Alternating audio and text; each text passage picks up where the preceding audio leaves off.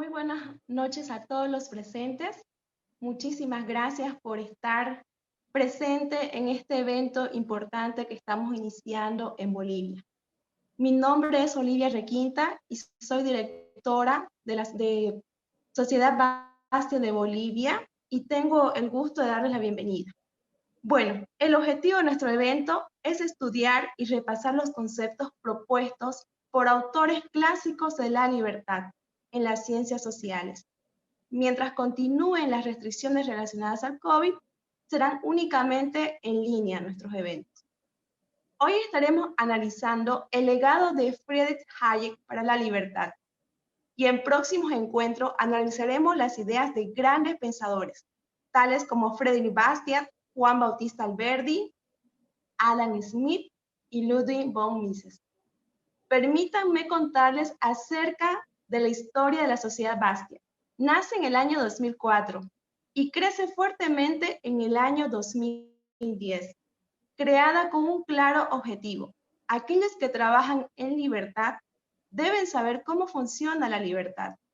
Y es por eso que este grupo objetivo de nuestras reuniones son los empresarios e individuos como ustedes, con mentalidad emprendedora. En el año 2017, el programa pasa a formar parte del American Institute for Economic Research de los Estados Unidos, AIER. Y hoy en día, la Sociedad Bastia realiza unos 200 eventos anuales de la mano de 40 capítulos de todo el mundo. En American Institute for Economic Research de los Estados Unidos, AIER, fue fundado en el año 1933. Se dedica a educar en los valores de libertad personal, libre empresa, derechos de propiedad, gobierno limitado y moneda sana. Al enfocarse en estos valores, los participantes de los eventos de la Sociedad Bastiat aprenden lo que significa ser un empresario íntegro y tienen la oportunidad de conectarse entre sí, apoyar la organización y difusión de nuestros eventos y llevar estas ideas a sus amigos y colegas. En suma, la Sociedad Bastia de AIER fue creada para educar a la gente de negocios, empresarios y emprendedores como ustedes, a reclamar su derecho a la autoridad moral y ayudarles a comprender las instituciones intelectuales, culturales necesarias para el éxito individual y la creación de riqueza en nuestros países. Tengo especiales agradecimientos para Brad DeVos, Regan Sobel, Andrés Cusme Franco y en general para todo el equipo de trabajo de AIER. Para Eneas Biglione, presidente del Thomas Jefferson Institute for the Americas de los Estados Unidos. Para el licenciado Fernando Vargas, presidente del Colegio de Economistas de Santa Cruz. Para el licenciado Marco Antonio Peña, presidente del Colegio de Profesionales en Administración de Santa Cruz. Erika Orellana, parte del Colegio de Profesionales en Administración de Santa Cruz. Y para el licenciado Frank Chávez Rivero, presidente del Colegio de Contadores de Santa Cruz. Y muy especialmente para nuestro disertante estelar de esta noche, Enrique Fernández García. Les voy a presentar ahora al licenciado en Negocios Internacionales, Andrés Cusme Franco, coordinador para América Latina de la Sociedad Bastia y líder de la Sociedad Bastia de Guayaquil, Ecuador. Adelante, querido Andrés, escuchamos tus comentarios. Olivia, buenas tardes. ¿Pueden escucharme? Sí. Muchas gracias. Mi profunda y muy sentida gratitud para con Olivia Requinta, que el día de hoy inaugura un capítulo más de Sociedad Bastiat, esta vez en América Latina, en el hermano país de Bolivia. Mi más sincera enhorabuena, mi gratitud con todos los presentes y de manera especial a Eneas Biglione, que es nuestro director para la Sociedad Bastiat de Argentina. Yo creo que hemos vivido en los últimos tiempos un ataque sistemático a las libertades individuales de manera particular en América Latina. Lo hemos vivido, lo hemos visto en Venezuela, lo vemos en Argentina y demás países de América Latina no están exentos de un ataque que casi parece planificado. La respuesta del mundo libre a estos ataques es el evento de esta noche, un evento donde individuos que creemos en las libertades, que creemos en la economía del libre mercado, que creemos en el respeto a la vida, a la libertad y a la propiedad privada, nos reunimos para defender estos principios. Nos reunimos porque estamos conscientes que las ideas tienen consecuencias y que este evento que inaugura esta tarde la Sociedad Bastiat de Bolivia seguramente podrá ser un buen augurio para el futuro de Bolivia y una luz para toda América Latina. Mi más sincera felicitación a Olivia, que ha decidido asumir este reto en Bolivia como directora de la Sociedad Bastiat en su país. Me despido deseándoles mi más sincera enhorabuena, no solamente para el inicio de la Sociedad Bastiat en Bolivia, sino para todo el largo camino que empieza esta noche. Los dejo con Eneas. Muchísimas gracias, querido Andrés. Muchísimas gracias. Bueno, ahora les voy a presentar a Eneas Biglione, presidente del Thomas Jefferson Institute for the America de los Estados Unidos. Adelante, entonces, presidente, con sus comentarios. Muchas gracias, Olivia. Aprovecho también para enviarle un gran saludo a Andrés, que realmente hace un trabajo excelente, manejando todo el equipo de América Latina para la Sociedad Bastiat. Y bueno, para esta noche tan importante, ¿no? Este lanzamiento que es realmente estratégico, digamos, en Bolivia de la Sociedad Bastiat. Bueno, quiero contarles que realmente la Sociedad Bastiat hace un trabajo extraordinario, llevando las ideas de la libertad a todo el continente americano y otros países del mundo, ¿verdad? Quiero felicitar a Olivia Requinta, que realmente es una persona súper responsable, la conozco hace muchos años y ella siempre ha estado involucrada con las ideas del emprendimiento, ¿no? Ella ha sido realmente líder de varios emprendimientos importantes y realmente creo que es la persona correcta para llevar adelante esta carga tan importante, ¿no? De avanzar las ideas de la libertad. Ella nos va a contar un poquito más exactamente cuáles son los objetivos en algún momento de su presentación.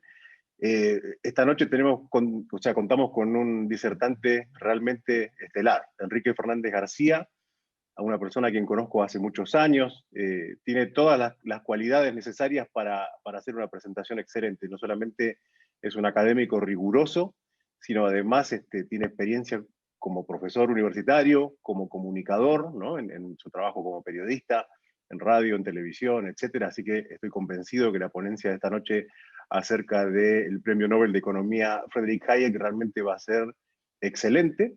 Y bueno, y finalmente un comentario sobre Hayek, que realmente ha sido quizás de los economistas de la Escuela Austríaca de Economía el más influyente a la hora de la difusión de las ideas de la libertad, ¿no? Muchos de los que están presentes me conocen, saben que trabajé 6 años para la Atlas Economic Research Foundation, que ahora se llama Atlas Network de los Estados Unidos en Washington, y realmente fue creado, digamos, precisamente por recomendación de Friedrich von Hayek a Anthony Fisher, que es el fundador de Atlas Network en el mundo. Así que bueno, muchas gracias, súper éxito para la Sociedad Bastiat, cuentan totalmente con el apoyo del Thomas Jefferson Institute for the Americas de los Estados Unidos.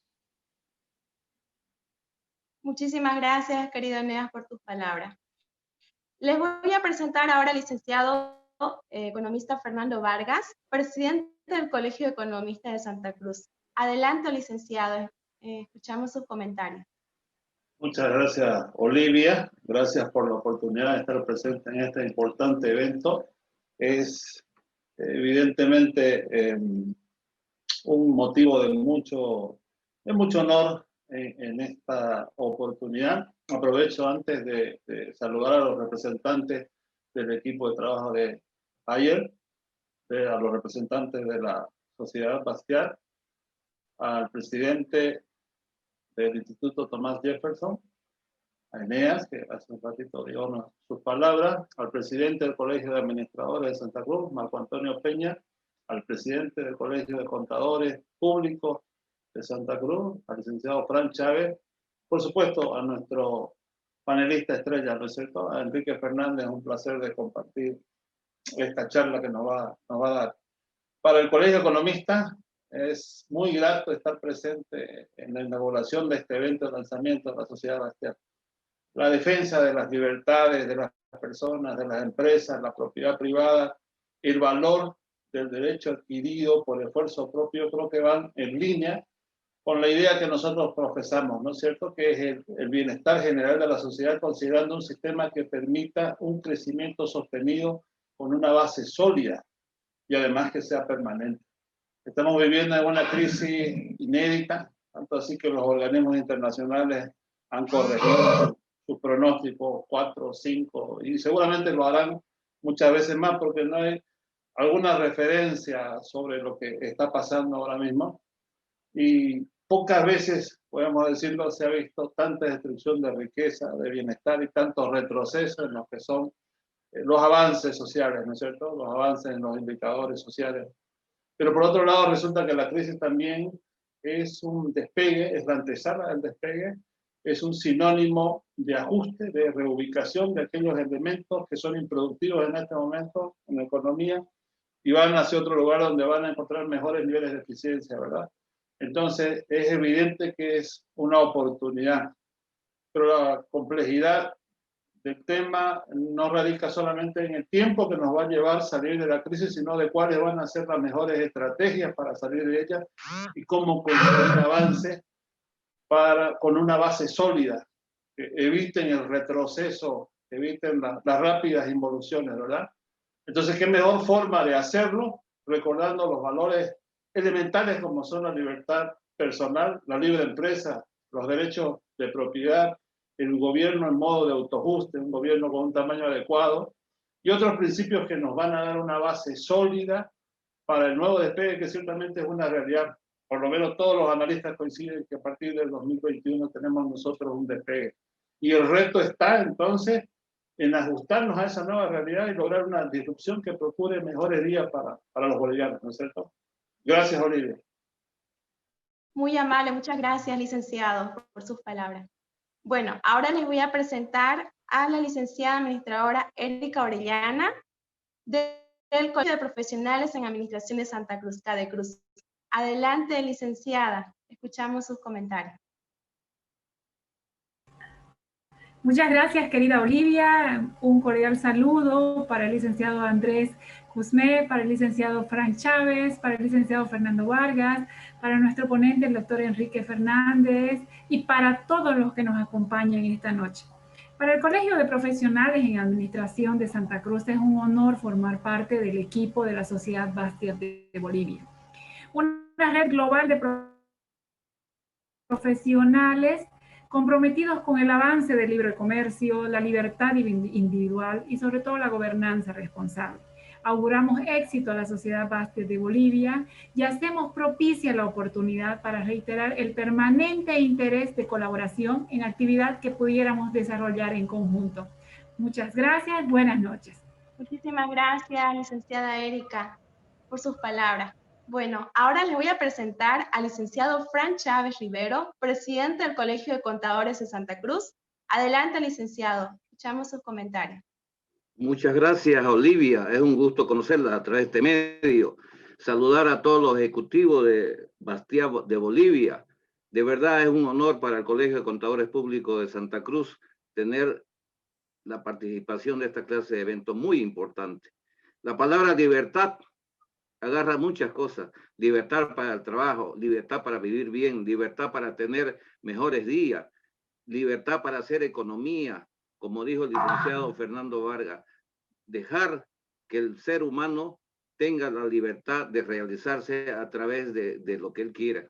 Es por eso que el Colegio de Contadores Públicos se siente muy satisfecho de tener esta noche participando con ustedes. El compromiso del Colegio de Contadores Públicos con casi 5.000 afiliados que para estar siempre juntos a la vanguardia de esta clase de eventos que son muy importantes para la realidad económica, social de cualquier país.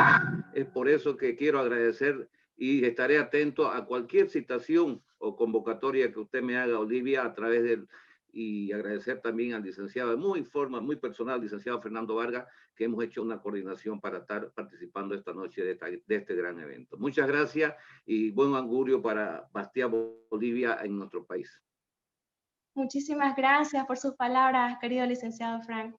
Muy bien, ahora sí vamos a dar comienzo a la conferencia de esta noche a cargo de Enrique Fernández García. Él es abogado recibido en la Universidad Autónoma Gabriel René Moreno en Santa Cruz, Bolivia. Es profesor de filosofía y fundador del Colegio Abierto de Filosofía. Es director de la revista Percontari y conductor del programa de TV Sociedad Abierta. Y también él es catedrático de la Universidad Privada de Santa Cruz de la Sierra. Les pedimos que a medida que transcurre la conferencia, vayan enviando sus preguntas al chat del Zoom para luego planteárselas al disertante al finalizar la ponencia. Adelante, entonces, querido Enrique, con su presentación. Muchas gracias, Olivia. Por supuesto, agradezco la gran gentileza de la Sociedad Bastiat de Bolivia por haberme confiado esta intervención central desde el punto de vista reflexivo. No pretendo ni de lejos ilustrar de manera detenida a todos quienes me acompañan, sino tal vez provocarlos para que pensemos juntos en cuanto a conceptos e ideas que puedan servir para el mejor enfrentamiento de los problemas que estamos viviendo desde distintos puntos de vista. En una novela que a mí me parece su mejor trabajo, Ricardo Piglia hace decir a uno de sus personajes: nos han tocado malos tiempos como a todos los hombres y hay que aprender a vivir sin esperanza. Son palabras que desde luego nos invitan al pesimismo. Y cuando estamos enfrentando una época sombría, difícil, mucho más desde la perspectiva de resultados electorales, uno puede sentir la tentación de que lo domine el pesimismo. Sin embargo, habría que pensar en aquellas ideas que en un contexto tan o más crítico que este sirvieron para plantear alternativas. De tal modo que nosotros, apelando a los pensadores que orientaron en un momento determinado a una porción significativa de la humanidad activa, podríamos apostar por un avance. Pese a las dificultades, habrá todavía margen para la esperanza, lo cual significa que estaríamos en condiciones de mantener esta cruzada en favor de la libertad, que por lo que se ha dicho antes, todos apreciamos sin lugar a dudas.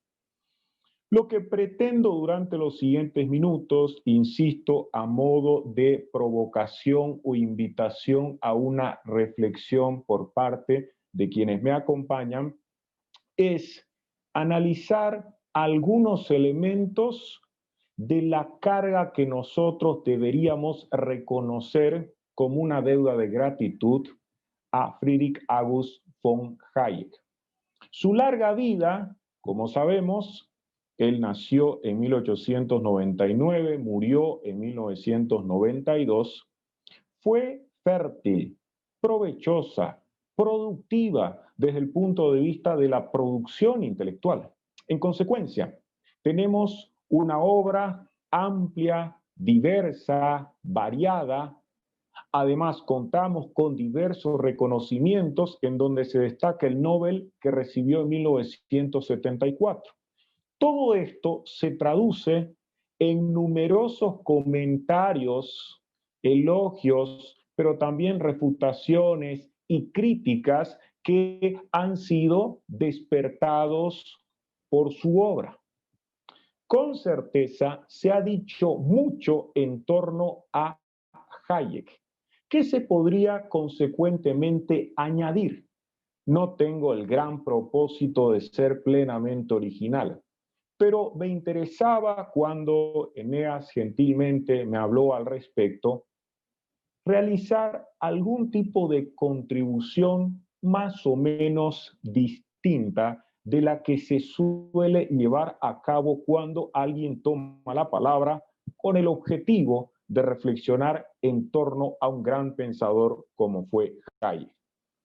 En consecuencia, si se pretende la exposición de algunos elementos que sean significativos para notar su valía intelectual y analizamos lo referente a su legado, me gustaría que se remarcara el valor de su legado ético intelectual, a partir de ciertos conceptos que creo pueden ser útiles para que nosotros entendamos su trascendencia y tal vez nos decantemos todavía por transitar esos mismos caminos que le permitieron sobresalir, como no, como uno de los principales defensores de esta libertad.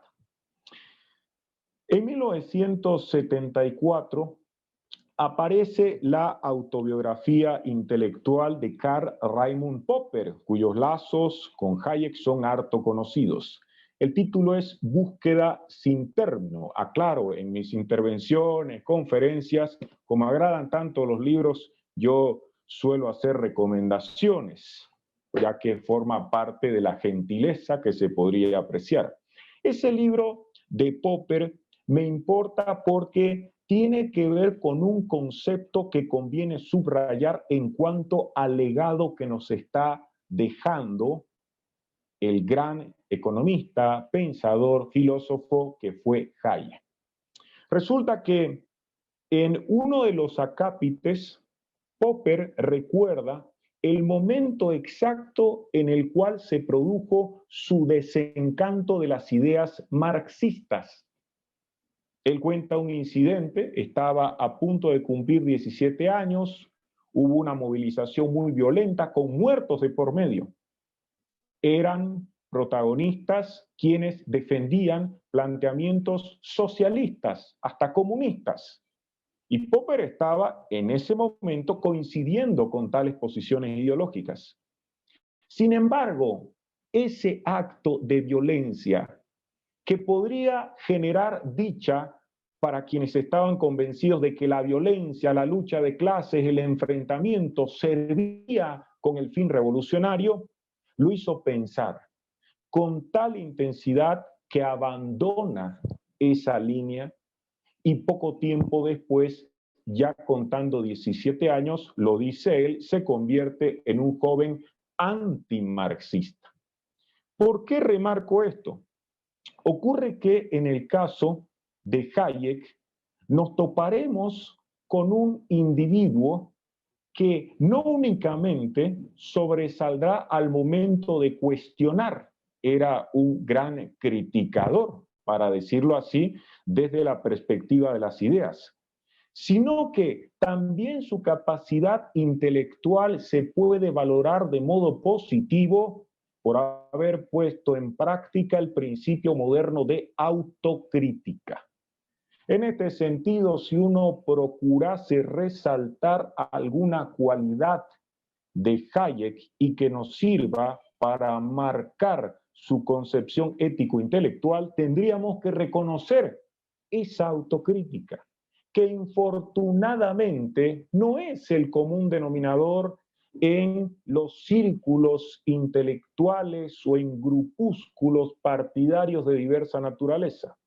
Lo que ocurre normalmente, por desgracia, es que hay gente que puede criticar con gran solvencia y hasta enorme y alto volumen, pero no tiene la misma mirada que implicaría revisar sus planteamientos, de tal modo que creencias que consideraba irrebatibles terminen siendo abandonadas. Así como pasó con Popper, ocurrió también con otros intelectuales. Pienso en un enorme novelista y ensayista, Arthur Koestler, quien cuestionó lo referente al comunismo, escribió junto con otros autores El Dios que falló o que fracasó, dependiendo de la traducción que deseen hacer ustedes. La conversión, en consecuencia, es un fenómeno que se presenta solo cuando hay aprecio por esta idea de autocrítica, y es algo que debería ser apreciado y que desde mi punto de vista forma parte de las bondades que trae consigo ese pensamiento hayekiano. Hayek, como ustedes recordarán, se percata de los errores del socialismo, abandona ese posicionamiento, entre otros factores, gracias al contacto que tuvo con Ludwig von Mises. Trabajó con Mises, pero más allá del tema laboral, de escuchar sus ideas, leyó la obra El Socialismo, aquí tengo mi edición, de 1922, y este volumen sirvió para convencerlo de que no era el camino igualitario aquel que se debía transitar con el objetivo del mejoramiento de nuestra sociedad. Entonces, tenemos a un pensador, intelectual, hombre, que no solo puede inclinarse en favor de la crítica, cuestionando obras que considera inferior desde el punto de vista racional o cuestionables desde una perspectiva ética, sino que también toma en cuenta esa autocrítica que, reitero, falta y mucho en diferentes planos de la realidad, desde lo intelectual hasta lo político institucional. Un apunte más sobre el valor de la conversión. ¿Cómo no destacar a Mario Vargas Llosa si se habla de la conversión?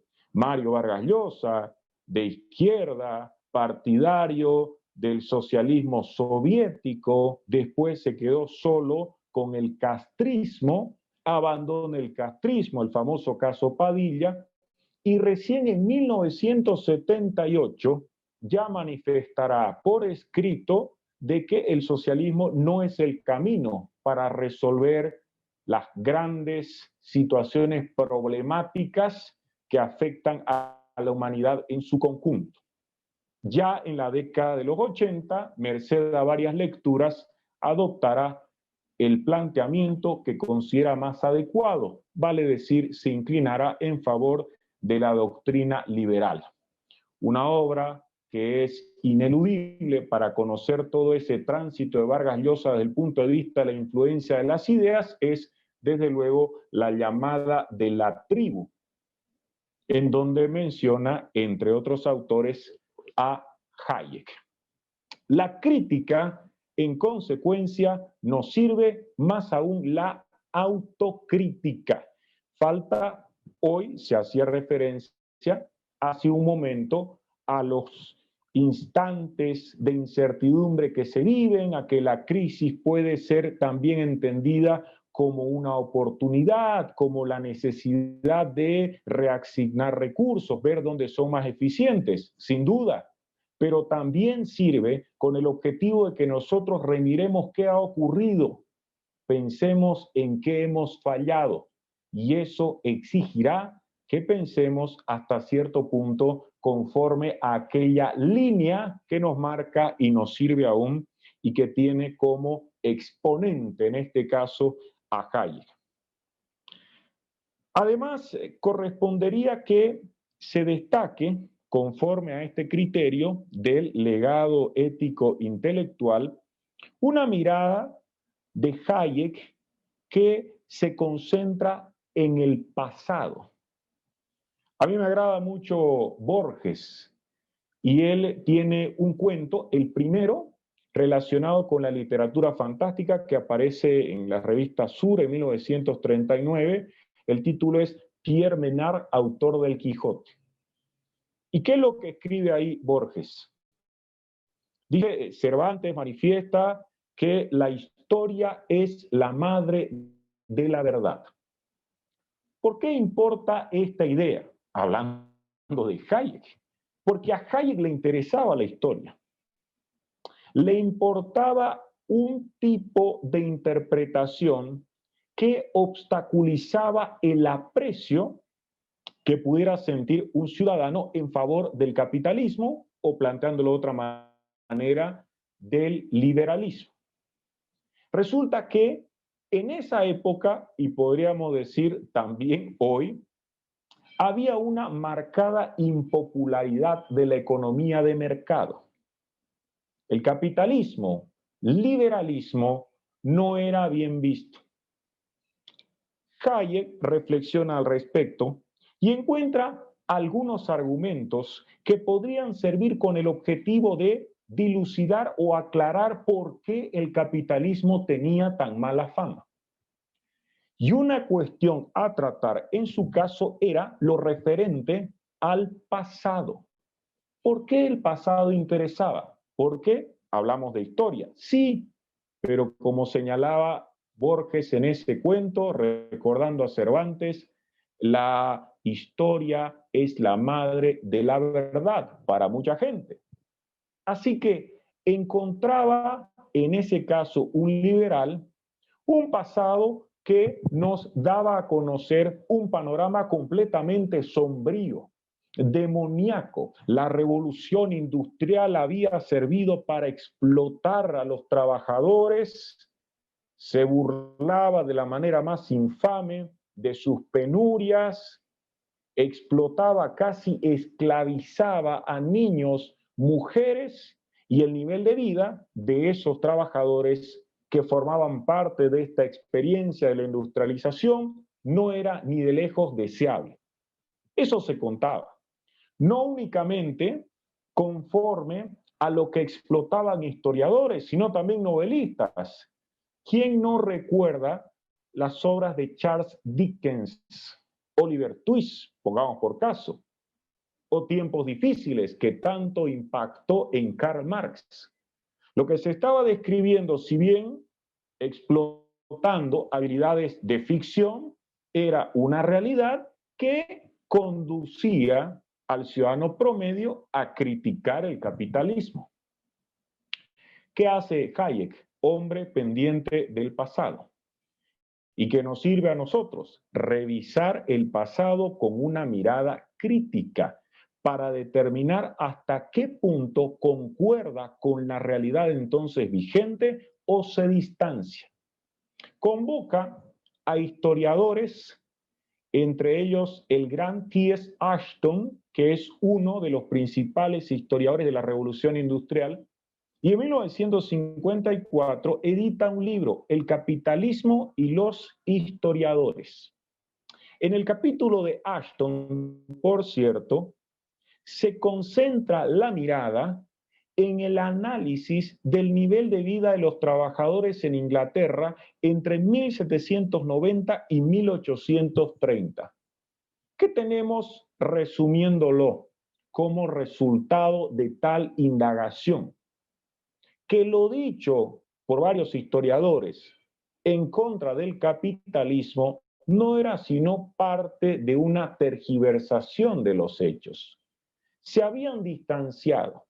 Lo manifestado, aunque era una cuestión novelística por Charles Dickens, tampoco servía con el objetivo de tener argumentos válidos y manifestar que en lugar de mejorar la situación de los trabajadores, el capitalismo lo había empeorado. Porque la realidad, lo remarco, señalaba lo contrario. Los trabajadores habían mejorado. Ya no se dependía, si uno piensa en la servidumbre, en los señoríos feudales, de la voluntad de alguien que brinde protección. Acá, finalmente, el trabajador establecía una relación y estábamos hablando de un principio de libertad, más allá de que las condiciones no hubiesen parecido las mejores que alguien pudiera concebir desde la perspectiva de algunos críticos, pero no era la misma realidad que se vivía antes. En síntesis, se había avanzado, aun cuando no se lo pretendiera reconocer, de acuerdo con la historiografía dominante y desde luego según ese enfoque literario. Así que debemos también a Hayek esta posibilidad de darnos cuenta de cuán importante resulta revisar el pasado, porque vamos a encontrar también allí problemas, mitos, creencias que se consideran del todo indiscutibles cuando en realidad resultan necesariamente rebatibles. En nuestros países, con certeza, convendría hacer una revisión de los últimos años para darnos cuenta de cuán distanciadas de estas realidades están las historias oficiales. Sin llegar a grandes exageraciones, desde luego, pero sí corresponde que nosotros llevemos adelante este ejercicio porque al final el pasado contará y mucho con fines de pensar el presente y proyectarnos hacia el futuro. Ese futuro que importará también en el caso de Hayek. ¿En qué sentido? Este es otro libro, se denomina Justicia Poética y su creadora es la pensadora, filósofa y profesora Martha Nussbaum, quien recibió el premio Princesa de Asturias hace algunos años. Es un libro que sirve para reflexionar sobre la imaginación literaria y la vida pública. Pero yo lo tomo porque el título, al margen del contenido, resulta pertinente a fin de resaltar una crítica que hace Hayek y que debe ser apreciada todavía. Así como se habla de justicia poética que tiene que ver más con el mundo de la imaginación, la ficción, pero que influye en nuestra realidad, Nussbaum, a propósito, lo que hacía era enseñar literatura a estudiantes de derecho, porque decía que era un camino el que permitía despertar cierta sensibilidad que es necesaria para impartir justicia. Vuelvo al otro punto. La justicia, en este caso, puede ser concebida en términos racionales, que nos sirva para organizarnos, pero también podríamos cometer equivocaciones advertidos por Hayek y hablar ya no de una sola justicia que respete al individuo, sino de una justicia social. De tal suerte que aquí se cuestionará lo referente a la justicia social. Y Hayek dedicará más de una reflexión al cuestionamiento de lo que en síntesis consideraba que era un absurdo. Era un absurdo, una expresión sin sentido. Recordemos que él reflexionó acerca de cómo esta justicia social podía ser presentada como un espejismo. Un volumen de Hayek titula así, ¿no? El espejismo de la justicia social, porque considera, entre otros elementos, que no se puede hablar de una justicia social debido a que, si pensamos en su opuesto, que es ineludible, injusticia, surge inmediatamente la pregunta, ¿y quién es responsable de la injusticia? porque además es lo más adecuado y fácil de tratar para considerar este asunto. Me acuerdo que el filósofo Alain Badiou, cuando está reflexionando acerca de la justicia, en Rosario, por cierto, Argentina, dice, la justicia es un concepto oscuro. Lo claro es la injusticia. ¿Por qué razón? Porque la injusticia nos coloca, siguiendo una concepción, ante una víctima. Hay una víctima de injusticia y eso es algo concreto, claro. A mí me detiene arbitrariamente un policía, me golpea. Yo soy víctima de una injusticia. Claramente podemos ver la injusticia. No hay la necesidad de abstraernos, es algo concreto. Esto es una ética de la justicia a partir de la mirada de la víctima. Entonces, está claro que nosotros no tenemos tantas complicaciones al darnos cuenta de una injusticia tomando en cuenta a la víctima. Pero ¿cuál es el problema? Tenemos dificultades porque al concebir la justicia no tenemos a nadie con quien identificar. Así que si es más complejo hablar de la justicia sin adjetivos, piensen ustedes en cuán difícil resulta hablar de una justicia social. Porque es difícil saber en qué consiste realmente esa justicia social. Si pensamos en una injusticia social, vendrá el problema advertido por Hayek. ¿Y quién es responsable de esa injusticia social? ¿Podemos identificarlo? ¿Es posible atribuirle esa responsabilidad? Además, Hayek cuestiona, independientemente de la falta de sentido de esa expresión, que en el caso de la justicia social, si se pretende su materialización, que se convierta en el criterio central a seguir para organizar una sociedad, está en riesgo nuestra libertad. Porque a fin de que se establezca esta justicia, surgirá la necesidad de un control, de una planificación para evitar cualquier resquicio de injusticia social. Y eso implica que nosotros dejemos de lado el valor de la libertad. Ese era el riesgo. Entre tanto se aprecie más la justicia social, nuestra libertad pierde y empezamos a transitar una vía peligrosa que en 1944 Hayek llamará y titulará así uno de sus libros, Camino de servidumbre. Esa es la conexión que se hace. Se cuestiona la justicia social y se advierte el peligro de ser orientados conforme a esa idea. Lo que está en juego no es sino nuestra libertad y él los manifestará además de forma combativa, clara, inequívoca. El libro Camino de servidumbre, como ustedes saben, contiene páginas en donde se nota claramente este ferviente, indeclinable compromiso en favor de una determinada forma de vivir y de convivir. Se rechazará todo tipo de intervención y además se sostendrá que el colectivismo nos muestra variantes. Tenemos el socialismo, el fascismo, el nacionalsocialismo, pero a fin de cuentas estamos hablando de un mismo problema esencialmente. Tendríamos que colocarnos en este sentido frente a ese colectivismo y rechazar cualquier tentación que sea suscitada por parte de quienes prefieren la servidumbre, la intervención, la planificación central y no así la libertad o, en el caso de Hayek, también por el contraste, un orden espontáneo.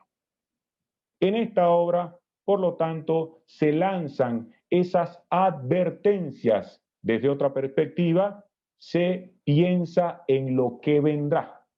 Hace un momento yo dije, interesa el pasado, desde luego, y ahí está 1954, el capitalismo y los historiadores. ¿Interesa acá el futuro? Sí, 1944 lo que se busca es evitar el advenimiento de días sombríos que tienen que ver con un futuro liberticida, contrario a nuestra libertad. Y esa es la advertencia que acá lanza Hayek, porque ya notaba cómo había mucha gente que sentía predilección mayoritaria y creciente por estas ideas que no posibilitarían ningún tipo de avance. Es entonces una advertencia que se hace en favor de la libertad, pero sobre bases racionales. Tampoco es que él apelaba a cuestiones que van más allá de lo que nosotros podemos aceptar como válidas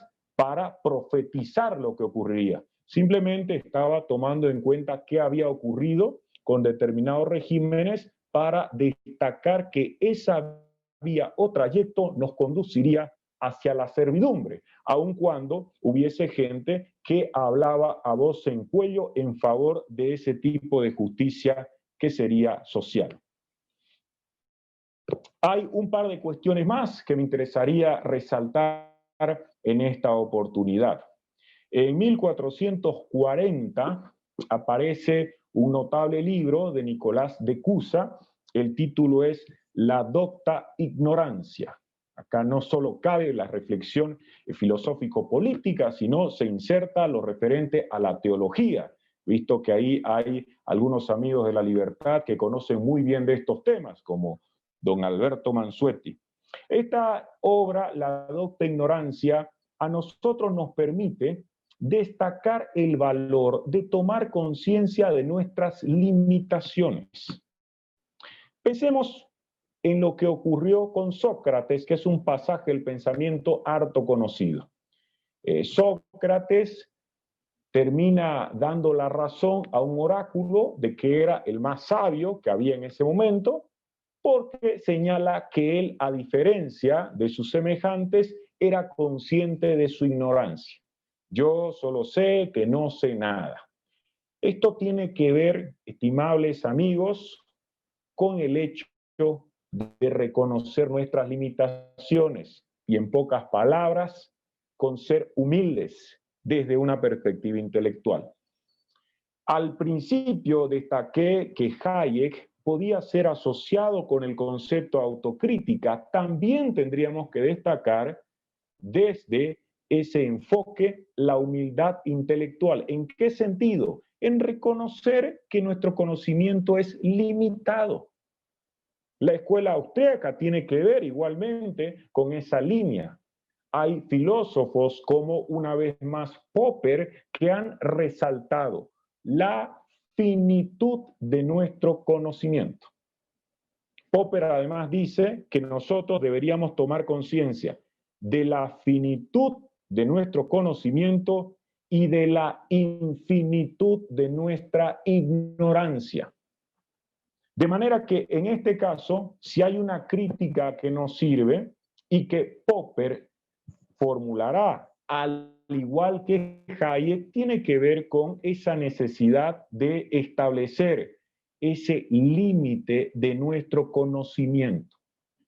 En 1988, nuestro pensador publicará La fatal arrogancia, reflexionará sobre los errores del socialismo, pero tiene que ver mucho esto de fatal arrogancia con el hecho de no reconocer límites. Usted tiene un burócrata, un funcionario que pretende fijar precios y planificar toda nuestra vida, como si estuviera en condiciones de conocer la totalidad de intereses y necesidades de las personas que conforman una sociedad. Nadie puede hacerlo.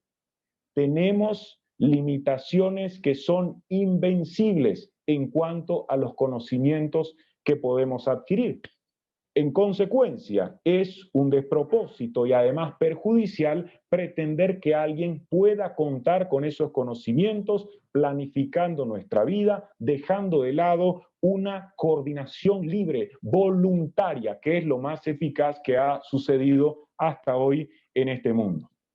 Así que la humildad reflejada en el reconocimiento de los límites También deberíamos resaltar lo concerniente a las limitaciones de nuestra razón.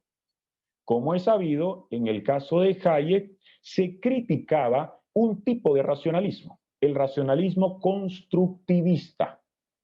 Ocurre que es perfectamente posible que alguien crea, con gran soberbia, que puede idear una sociedad perfecta, donde todo funcione de forma impecable. Si recordamos lo que sucedió en el siglo XVIII con el jacobinismo, donde se hablaba de la razón, podríamos tener una muestra apenas de lo calamitoso que resulta esto. Los famosos ingenieros sociales que intentaron levantar un orden que sea geométricamente impecable según su lógica, al final nos ofrecieron luego también campos de concentración, muertes y cementerios en abundancia, porque había elementos, factores que no coincidían con ese gran orden que levantaban con cierto sustento racional. Así que Hayek, en contra de ese racionalismo constructivista, pues planteará un racionalismo crítico, en donde se reconozcan nuestras limitaciones, pero aún así se intente avanzar en cuanto a la comprensión de que ha estado ocurriendo algo negativo que merece una respuesta y, en síntesis, que se busquen los mejores caminos para facilitar nuestra convivencia en esta gran sociedad de la cual él hablaba. Hay ciertamente la necesidad de reconocer límites, pero esto no significa que nos quedemos con una sola parcela del saber. Y acá, una vez más, ya casi concluyendo, resaltaré la importancia del legado intelectual de Hayek. Y para ello apelo a un filósofo y físico que no era liberal, pero que sí sirve con el objetivo de que nosotros reflexionemos acerca de ese punto. Estoy refiriéndome a Mario Bunge, que ha muerto este año con más de un siglo de vida. Bunge tiene un libro del año 2003 que se titula Cápsulas. Y hay allí un texto que critica el economismo. Nosotros podemos hablar de economismo o economicismo. ¿Cuál es el punto? Se cuestiona el hecho de que para el análisis de los problemas sociales que son esencialmente complejos, nos quedemos solo con una perspectiva económica.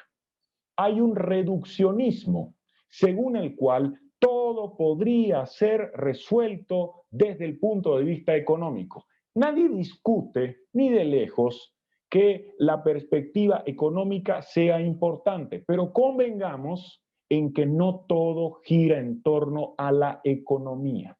Hay otros elementos que importan. A mí me agrada un ejemplo que tiene que ver con el pésimo transporte público. Ignoro si hay otros países con similar panorama sombrío, pero acá tenemos serios inconvenientes. Si se pretendiera resolver el problema del transporte público, que es complejo, según solo un criterio económico, alguien diría, tienen que ganar más los choferes de buses o necesitan más dinero los propietarios para tener un mejor vehículo. Y supuestamente todo se resuelve desde un punto de vista económico. Pero resulta que quizá usted tenga los medios, tal vez cuente con un buen vehículo motorizado, pero ignora las reglas de tránsito. Así que también es un tema cultural. Quizá usted sepa cuáles sean las normas de tránsito, pero confía en que será impune, en que nadie lo castigará. ¿Por qué? Por el poder que tiene su gremio. Entonces, será también un problema político. Fíjense que hay allí 3 puntos que sirven para notar diferentes aspectos de un problema social, que, insisto, es esencialmente complejo. La crítica tiene que ver, en consecuencia, con que nos concentremos en una sola perspectiva, incurriendo en la lógica sería en la falacia de causa única. Ese es el cuestionamiento, uno que se hace a esto que se ha llamado economicismo o economismo, según lo que apunta Mario Bunge. ¿Y por qué destaco aquello? Porque es cierto, Hayek recibió el Premio Nobel de Economía en 1974, pero su obra amplia, frondosa, generosa, no tiene que ver solo con economía. Hayek se formó en jurisprudencia, en ciencia política, tiene que ver, por supuesto, con la economía, aunque igualmente con la historia. Vale la pena destacar que en 1967 publica sus estudios en filosofía, política y economía. Y después publica nuevos estudios en filosofía, política y economía en 1973 y añade historia de las ideas. Eso era Hayek y eso también nos sirve. ¿Desde qué punto de vista? No podemos limitarnos, si pretendemos todos, hasta gestar cambios de importancia en la sociedad, a una visión exclusivamente económica. Y esto debe ser remarcado porque a veces es un problema en la pequeña pero controvertida familia de liberales, en donde solamente tendría importancia la mirada económica y no así el punto de vista político, la perspectiva filosófica.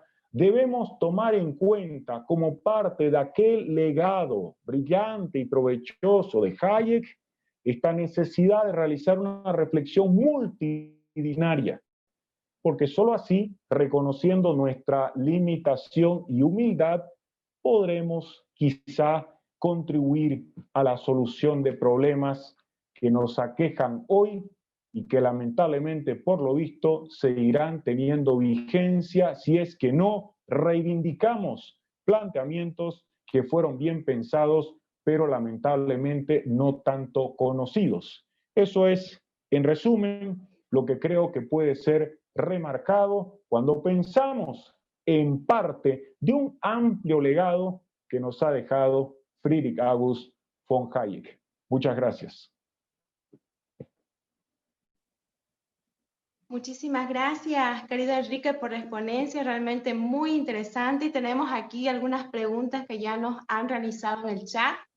Rolando Valdés pregunta, Hayek es un converso, pasó de ser socialista fabiano a ser liberal clásico. ¿Qué opina de los conversos en el mundo de las ideas y cómo se dio ese cambio en Hayek? Sí, en efecto, tal como destaqué, dentro de la historia de los conversos liberales, porque hay también conversos de otras ideologías, Hayek sería uno de los representantes, al igual que Mario Vargas Llosa, así como también ha ocurrido con otros intelectuales. Mencioné el nombre de Arthur Koestler. Su conversión se explica por las ideas, no tanto por un hecho impactante. Menciono esto porque hubo en algún momento intelectuales que dejaron el socialismo por masacres como la de los marinos de Kronstadt. Un caso en este tipo de situaciones fue el de Bertrand Russell. Esto llevó a un historiador de ideas como Daniel Bell decir que todo intelectual socialista tuvo su Kronstadt. Hay algunos que nunca lo tuvieron, como García Márquez. Vuelvo entonces al caso de Hayek. Hayek es, en consecuencia, en cuanto a su conversión, el producto de ideas, del contacto con Mises y del hecho de valorar esos planteamientos, dándose él cuenta de que ese socialismo era inviable. Parte, en consecuencia, de una conversión de ideas y no tanto de un suceso de gran o enormes dimensiones. ¿Por qué digo esto?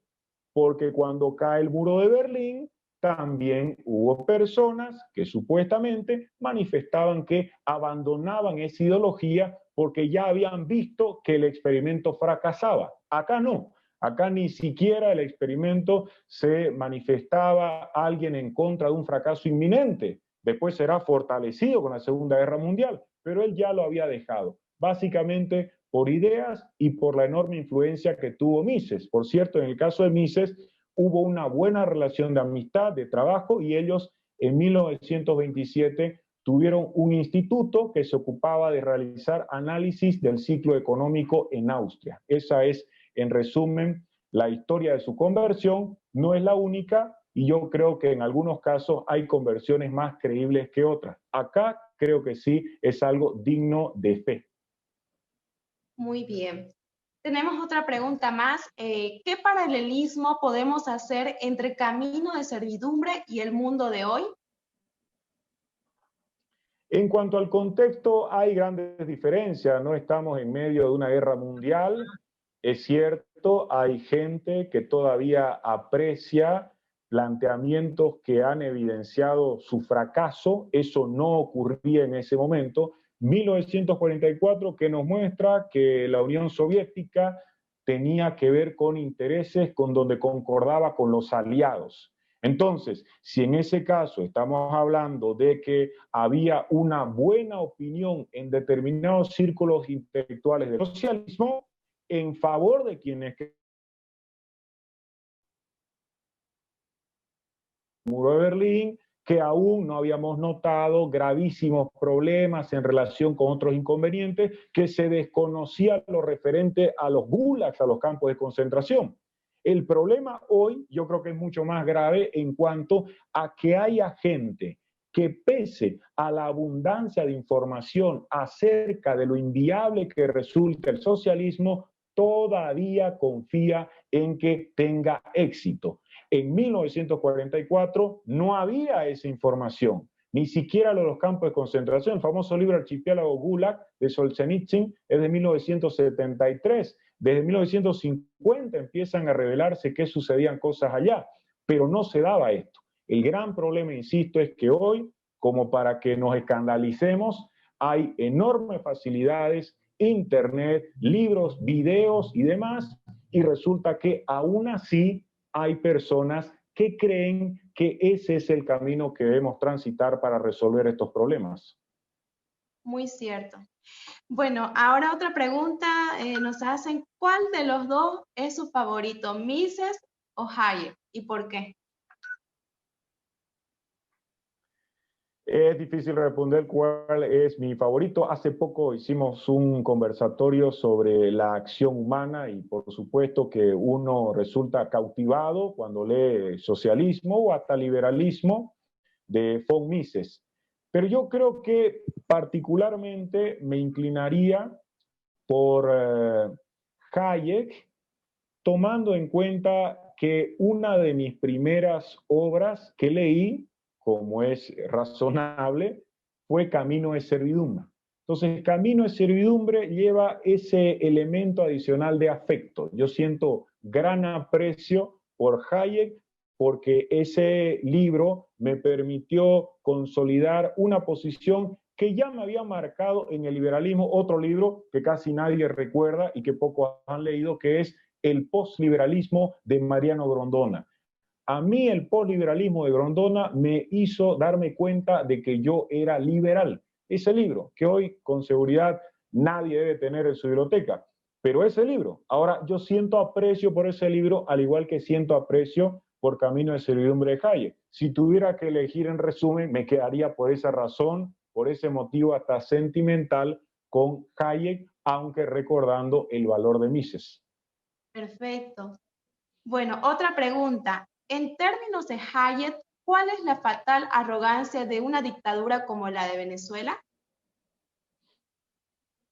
Bueno, la fatal arrogancia en realidad se va a dar en todo tipo de mentalidad que considere que está en condiciones de tomar decisiones por otros, ya que conoce qué es lo que quieren, necesitan y cuáles son sus intereses. Esa es la fatal arrogancia. Es una arrogancia que tiene que ver con el rechazo a los límites de nuestros conocimientos y capacidades. Es una mentalidad incompatible con un racionalismo crítico, porque en lugar de aquello nosotros tenemos una certeza que no se conmueve, que busca ante todo elegir por los demás. Yo me acuerdo que Ronald Dworkin hablaba de que la mentalidad autoritaria tenía como una de sus características esa, la de querer preferir por los demás. Y eso ocurre en una planificación centralizada y cuando hay este tipo de arrogancia que gira en torno a un ejercicio del poder en el cual se parte la premisa de que se puede conocer más de lo que humanamente resulta posible. Perfecto.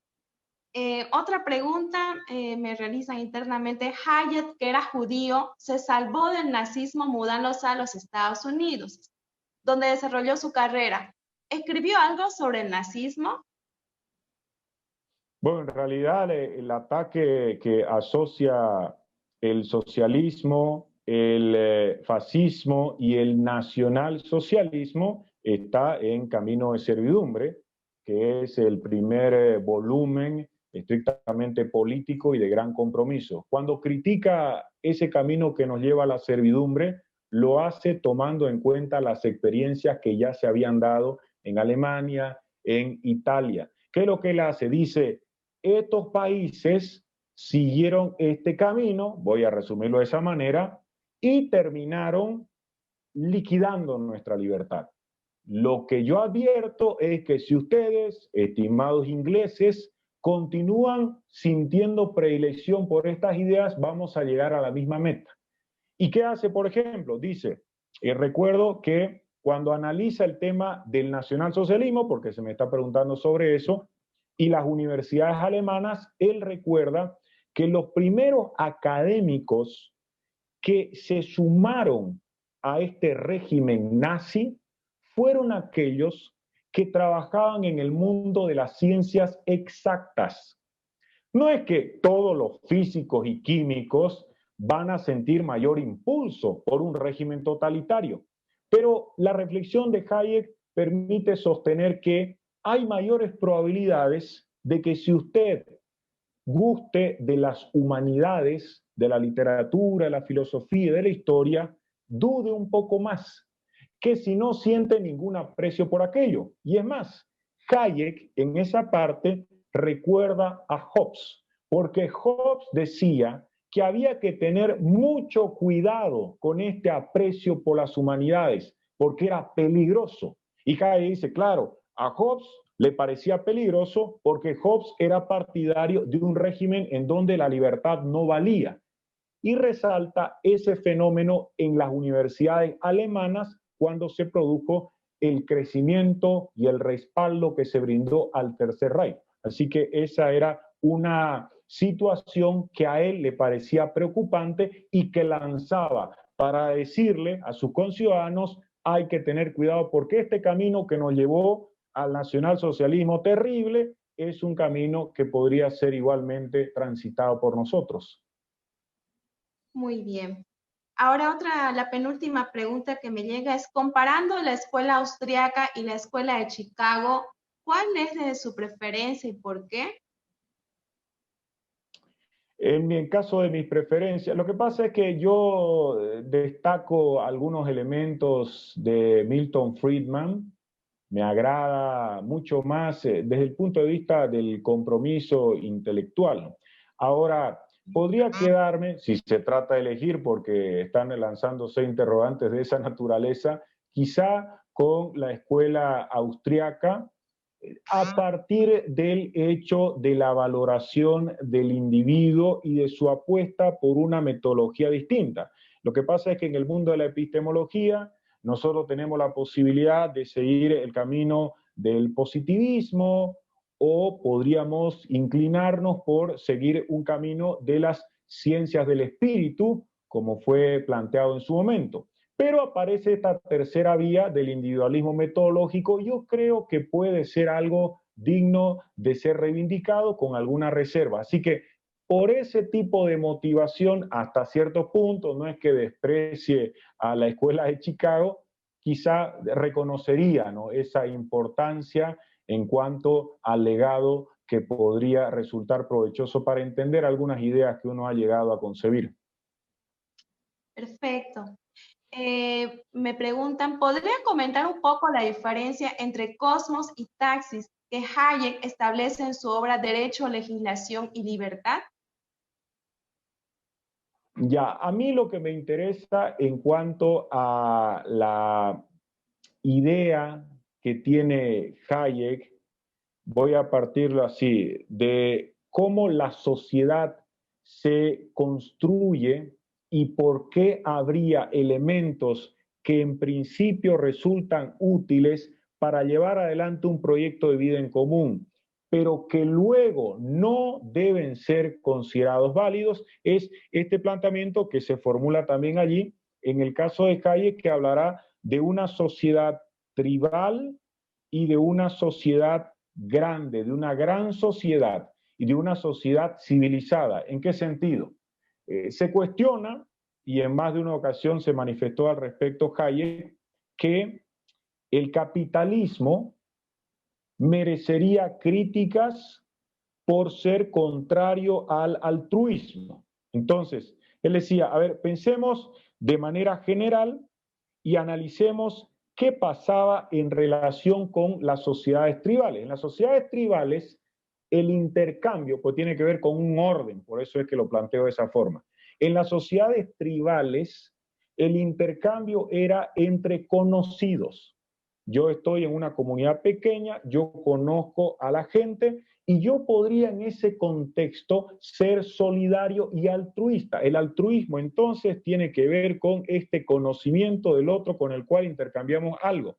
Ahora bien, el tema está en que cuando se cambia esa realidad, ya no tenemos ese pequeño orden comunitario, esta sociedad tribal, y nos vamos a una sociedad grande, a una civilización en síntesis, ya no cabe la invocación de ese altruismo, sino que lo que corresponde es, en este caso, un intercambio con desconocidos. El intercambio con desconocidos no es compatible con esta exigencia de que uno sea altruista. Lo que correspondería, en resumen, es que se establezca una especie de relación basada en una coordinación libre de las personas. Libre coordinación de las personas, libre cooperación que sea voluntaria. Lo que pasa es un tema más complejo y que tiene que ver con la organización de la sociedad, por eso es que son los dos conceptos. Estoy tratando de plantearlo de esa manera a fin de que más o menos se entienda en este corto tiempo. Lo contrario, tendríamos que hablar casi como una clase. Así es. Bueno, esta es la última pregunta que me ha llegado. A ver, ¿qué opinión le merece la propuesta de Hayek en su libro La desnacionalización del dinero en relación a poner distintas monedas privadas a competir?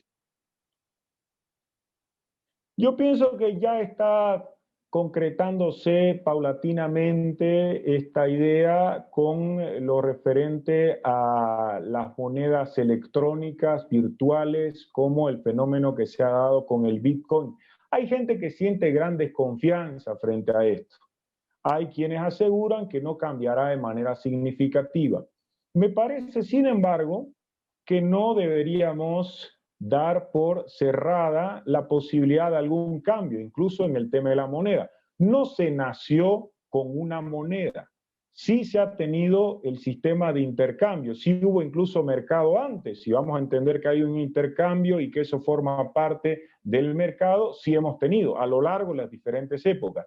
Así que yo no descartaría. Lo que he leído hace poco es que, por ejemplo, Japón experimentará con una moneda para ver qué es lo que sucede. Claro que ahí ya entra la marca del Estado, pero creo que si de lo que se trata es que las monedas estén compitiendo y que no exista una sola entidad encargada de su control, que es lo que pasa con los bancos centrales, tal vez nosotros podamos encontrarnos con una realidad que sea más compatible con la libertad. Por el momento no creo que pase, pero ya esta experiencia que se tiene con el Bitcoin y otros productos análogos, no el petro naturalmente ni nada similar, puede servir para contribuir a que exista una mayor dinámica y que facilite la interacción entre las personas. Pues finalmente eso es lo que debería pensarse, en cómo facilitar la relación y la cooperación entre las personas y no en cómo obstaculizarlas.